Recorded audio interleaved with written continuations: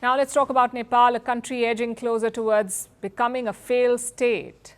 Its politics is in constant turmoil. In Nepal, governments change more often than the weather. Unemployment is widespread. Last month, over 12% of Nepal's workforce was unemployed. Every year, at least 1 million people leave the country permanently. To make things worse, Nepal's skies are unsafe too.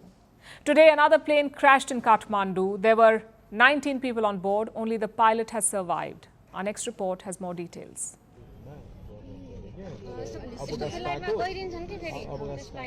These were the final minutes of flight number 9N AME. The plane was taking off from Kathmandu. Barely a few minutes later, it turned into a fireball. At first, the smoke was coming out. We did not realize that the plane had crashed. After going there, we realized that the plane had crashed. They were taking out a few dead people.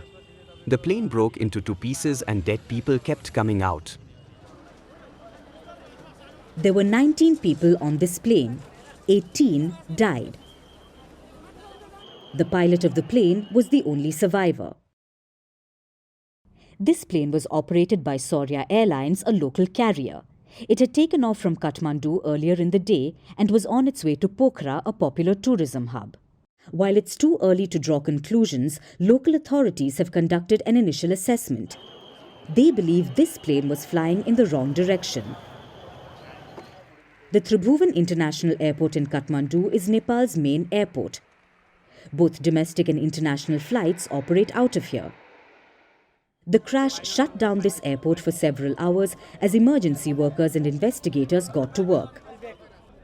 Unfortunately, this is a story that keeps repeating itself. Nepal has one of the worst air safety records in the world. In the last 30 years, over 50 flights have crashed in Nepal. One big reason for this is the tricky operating conditions. The Kathmandu airport is built inside a valley. It's surrounded by mountains on both sides. The visibility is also poor. This makes it challenging for pilots to fly in and out of here. To land at this airport, they must navigate an opening in the mountains to land. Add to that the weather. Often the conditions change quickly. This makes the pilot's job very tough. In one word, Nepal has one of the most hostile conditions for pilots to fly. This makes the job of the regulators very important. In Nepal, this responsibility falls to the government and the Civil Aviation Authority of Nepal. Both institutions often face criticism for their approach. Experts point towards serious gaps in the training of the operators and maintenance of aircraft.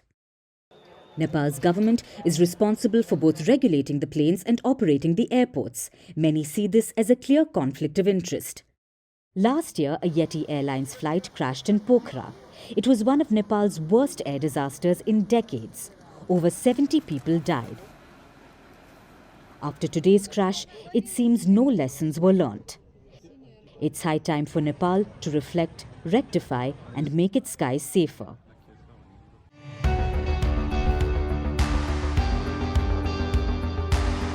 Across continents, one powerful news source. Bringing you diverse perspectives on the issues that matter.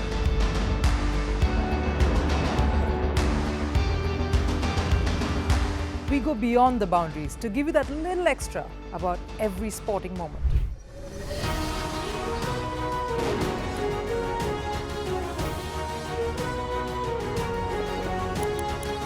So thank you for making First Post 5 million strong.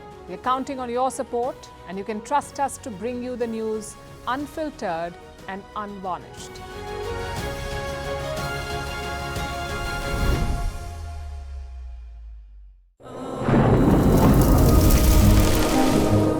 Climate change is on our doorstep. It's time for a revolution to take root. And it starts with 1.4 billion Indians. It starts with one tree for humanity, one tree for Mother Earth, One tree for a future. Project One Tree, a News 18 Network initiative.